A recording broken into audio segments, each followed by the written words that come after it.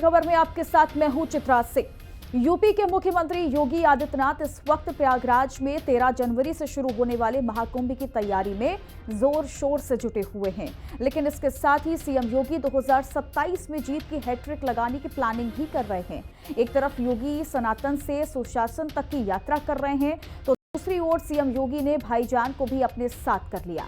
मुस्लिम बहुल कुदरकी में बीजेपी की जीत के बाद से राहुल अखिलेश की बेचैनी बढ़ी हुई है और 2027 के लिए योगी ने जो मेगा प्लान बनाया है उससे विपक्ष बुरी तरह घबरा गया है।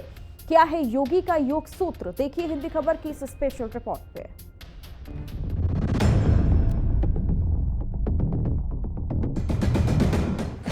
योगी का योग सूत्र 2027 में लगेगी हैट्रिक। योगी के साथ भाईजान, विपक्ष हैरान परेशान। यूपी के भाईजान को योगी कबूल। 80+20 के फॉर्मूले पर काम कर रहे योगी। कट्टर हिंदुत्व के साथ ही मजबूत प्रशासन वाले शासक हैं योगी आदित्यनाथ। जैसे एक योगी के लिए सब बराबर होते हैं, उसी तरह से योगी राज में भी बगैर जाति धर्म देखे जनता की सेवा की जा रही है, जिसका असर अब चुनाव में भी दिखने लगा है। चाहे यूपी के उपचुनाव में मुस्लिम बहुल कुंदरकी सीट हो, जहां 32 साल बाद बीजेपी को जीत मिले, या फिर महाराष्ट्र का चुनाव, जहां योगी के नारों की वजह से महायुति गठबंधन को काफी हद तक मुस्लिमों का समर्थन मिला। ये बयां कर रहा है कि भाईजान भी अब योगी के साथ आ गए हैं और सीएम योगी के इसी अंदाज में योगी विरोधियों की नींद उड़ा रखी है, क्योंकि जिस मुस्लिम वोट बैंक को योगी विरोधी नेता अपना मानते थे, जिसके लिए मस्जिदों से फतवा करवाते थे, पहले उसमें पीएम मोदी ने डेंट मारा, उसके बाद योगी आदित्यनाथ उसमें सेंधमारी करके पूरी तरह से अपनी तरफ ले गए, जिससे विपक्ष घबराया हुआ है। कांग्रेस हो या समाजवादी पार्टी, इन्हें न देश की चिंता है न समाज की चिंता है। इन्हें न आपकी आस्था की चिंता है न युवाओं की चिंता है। इन्हें तो केवल अपने परिवार की चिंता है। परिवार पर आधारित इन पार्टियों का देश के प्रति, समाज के प्रति कोई दायित्व नहीं रह गया है।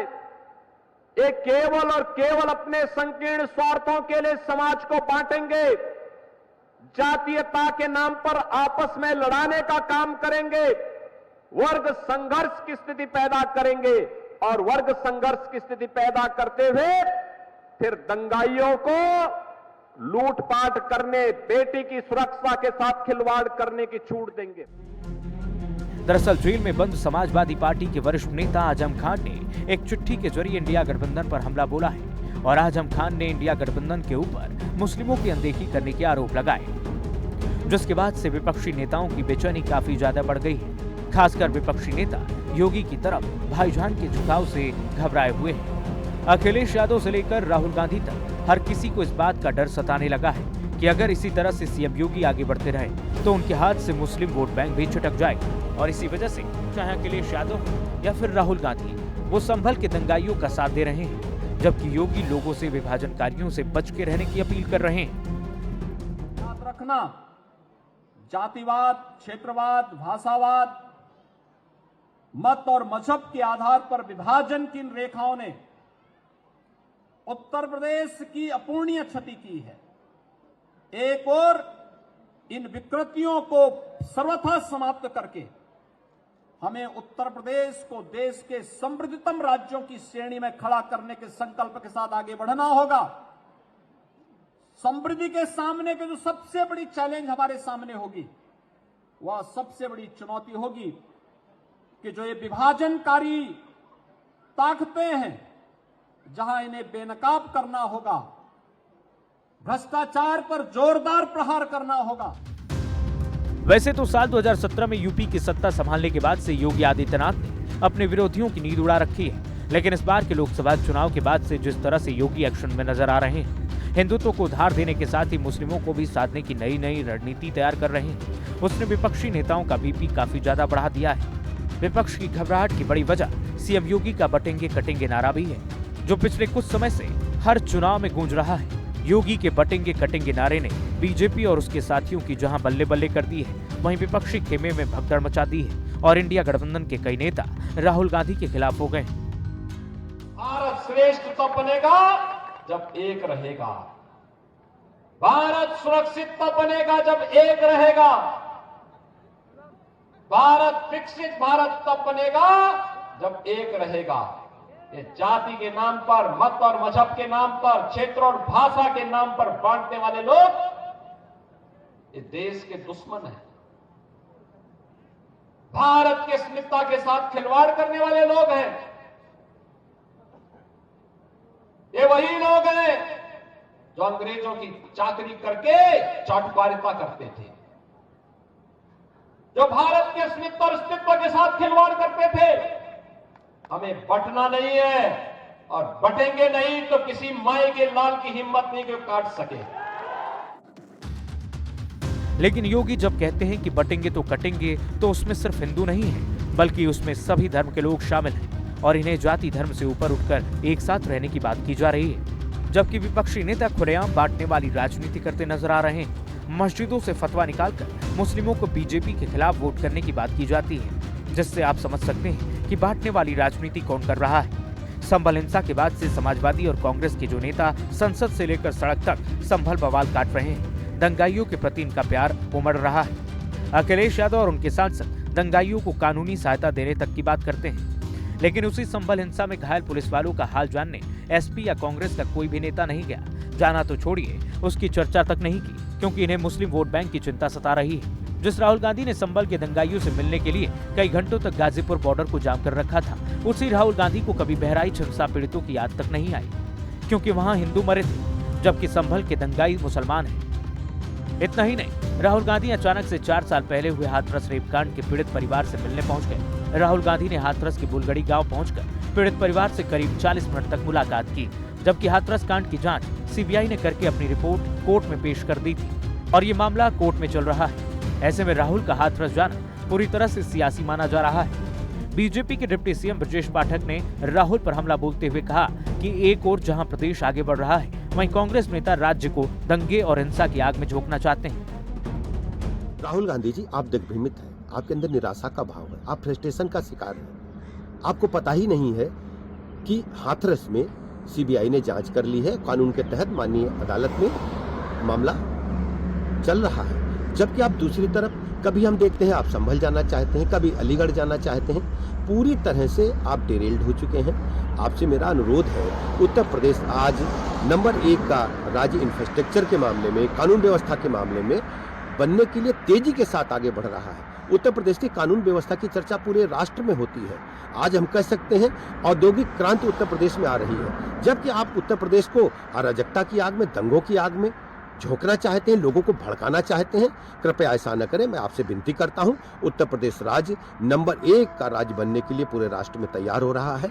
आप पहले मनन करें, अध्ययन करें, विपासना करें और सोचें क्या करना है। ये राजनीतिक ड्रामा कर रहे हैं। 4 साल कहाँ थे, सो गए थे, कुंभकर्ण की नींद सोए थे, कहा जगह हैं, आज याद आया है संभल मामला। जब उसमें सीबीआई जांच हो रही है, सीबीआई जांच ने अपनी रिपोर्ट सौंप दी है, उस पर कार्रवाई आगे होने जा रही है। अगर वो संतुष्ट नहीं है सीबीआई से, तो जो भी है उससे बड़ी एजेंसी उनके दिमाग में जो, उससे जांच करा दिया जाए। बगैर सूचना के आप जाएंगे, कोई बात आप घटना हो जाए तो उसकी जिम्मेदारी तो सरकार के ऊपर होगी। मीडिया अटेंशन लेने के लिए सारा फिल्मी खेल खेला जा रहा है। जब हिमाचल में त्रासदी हुई, आपकी सरकार थी, राहुल गांधी जी एक बार नहीं गए। वायनाड त्रासदी में भूस्खलन हुआ, देर से गए, लेकिन जो कहा वो किया नहीं। संभल वालों को घर बुलाकर मिल लिया।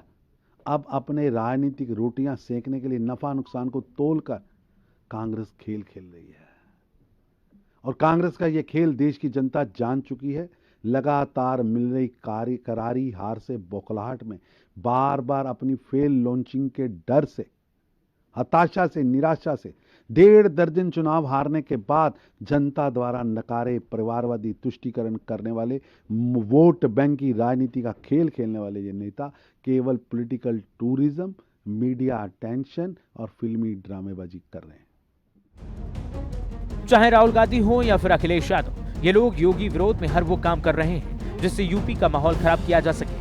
यहाँ तक कि इन्हें कोर्ट का आदेश तक नहीं दिखता, और वाराणसी से लेकर मथुरा और संभल तक की मस्जिदों का कोर्ट के आदेश पर सर्वे हो चुका है। सर्वे के दौरान वहाँ हिंदू मंदिर के कई सबूत मिल चुके हैं। वहाँ मुस्लिमों को भड़काने का काम करते रहते हैं। संभल में भी यही देखने को मिला, जहां 24 नवंबर को कोर्ट के आदेश पर जब दूसरी बार जामा मस्जिद का सर्वे हो रहा था तो मुस्लिमों को भड़काकर साजिश के तहत संभल को जलाने की साजिश रच दी गई।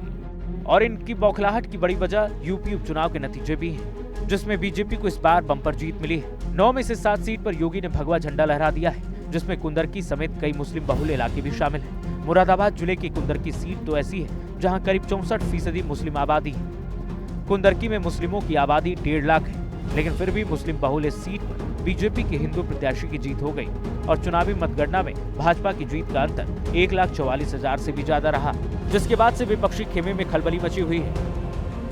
और कुंदरकी ने दिखा दिया है कि वास्तव में जो लोग कल तक हमें जाति के नाम पे बांटते थे और तमाम बात के आधार पर बांटते थे, उनको मालूम हुआ होगा कि उनका जो तीर था उल्टा उन्हीं के लिए साबित हो गया है। और श्री रामवीर सिंह कुंदरकी में रिकॉर्ड वोटों से, आप सोचिए एक ऐसी विधानसभा में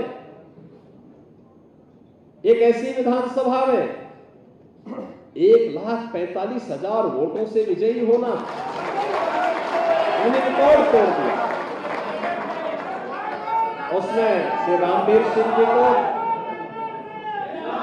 और मुरादाबाद के अपने सभी कार्यकर्ताओं। कहा जा रहा है कि संभल में जो 24 नवंबर को हिंसा फैली थी वो कुंदरकी के चुनावी नतीजे का ही परिणाम था। दावा किया जा रहा है कि मुस्लिम वोट को एकजुट करने की साजिश के तहत संभल को जलाया गया था।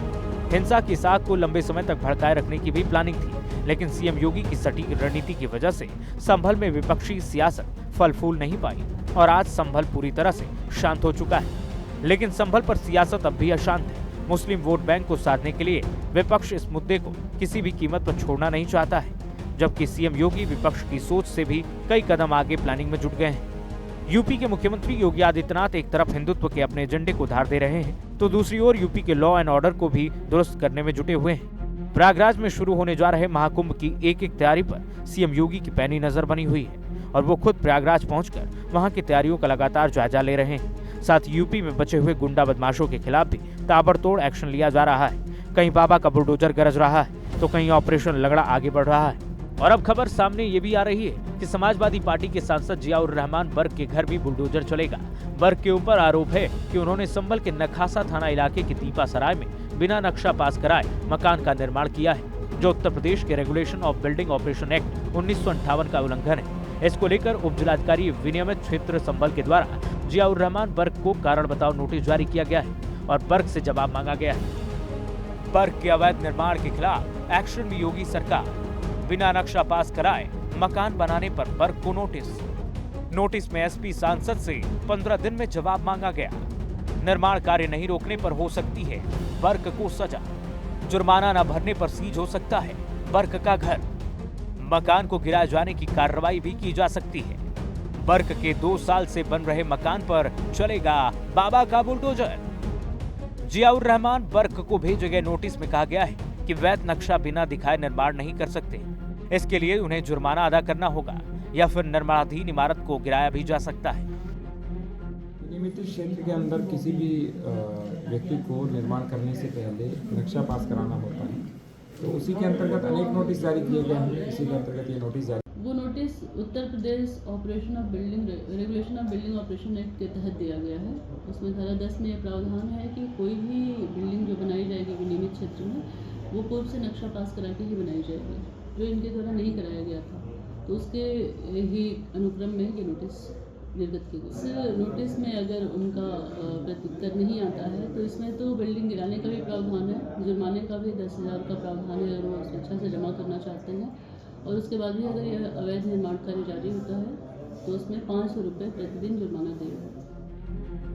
अगर बर्क का जवाब संतोषजनक नहीं हुआ तो बाबा का बुलडोजर बर्क के घर को भी जमींदोज कर देगा, क्योंकि योगी राज में किसी भी तरह के अपराध की कोई जगह नहीं है।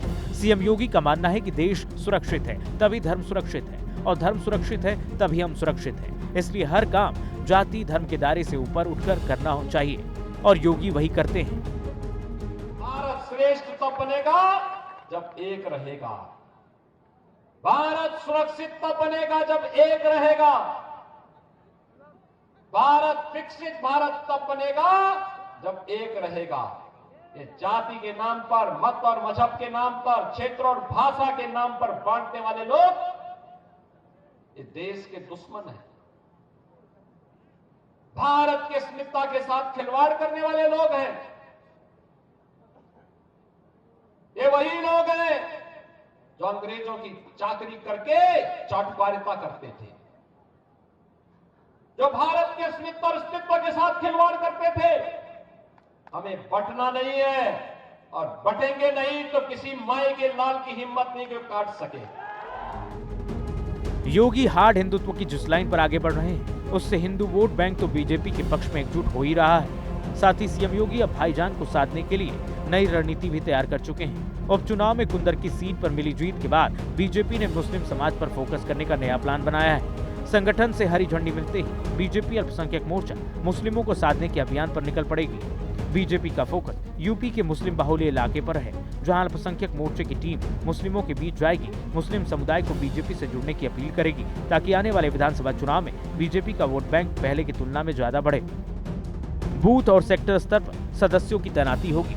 मौलानाओं से अल्पसंख्यक मोर्चा की बातचीत, मदरसों, मस्जिदों और दरगाहों में चाय पर चर्चा, मुस्लिम बस्तियों में कौमी चौपाल का आयोजन, मुस्लिम युवाओं के साथ पीएम सीएम के कार्यक्रम, मुस्लिम युवाओं को नौकरी और सरकारी योजनाओं की जानकारी, मुस्लिम महिलाओं के साथ संवाद का कार्यक्रम, डॉक्टर, इंजीनियर, प्रोफेसर से भी की जाएगी बातचीत, मुस्लिम कॉलेज में सेमिनार का आयोजन किया जाएगा। दरअसल 2014 के चुनाव तक बीजेपी को मुस्लिम का वोट ना के बराबर मिलता था, लेकिन केंद्र में पीएम मोदी के आने के बाद और 2017 में सीएम योगी के यूपी की कमान संभालने के बाद भाईजान भी मोदी योगी करते नजर आ रहे हैं। 2019 के लोकसभा चुनाव में बीजेपी को 9% मुस्लिमों ने वोट दिया था, तो 2024 के लोकसभा चुनाव में 8% मुस्लिमों ने बीजेपी के पक्ष में वोट दिया। लेकिन यूपी के उपचुनाव में तो बीजेपी को मुस्लिमों का इस कदर समर्थन मिला कि मुस्लिम बहुल सीट पर भी कमल खिल गया। कुछ ऐसा ही नजारा महाराष्ट्र में भी दिखा, जहां महायुति के रिकॉर्ड जीत में मुस्लिम समुदाय भी बढ़ चढ़कर हिस्सा लिया, और इसी ट्रेंड को आगे बढ़ाने में जुट गए हैं योगी आदित्यनाथ। सीएम योगी अब 80-20 का नहीं, बल्कि 80+20 के फॉर्मूले पर काम कर रहे हैं, जिसमें 80% हिंदू को तो बीजेपी के साथ रखना ही है, साथ ही 20% मुस्लिम और बाकी धर्म के लोगों को बीजेपी अपने पाले में करना चाहती है, जिसका असर अब जमीन पर दिखने लगा है और इसने विपक्ष की बेचैनी बढ़ा रखी है।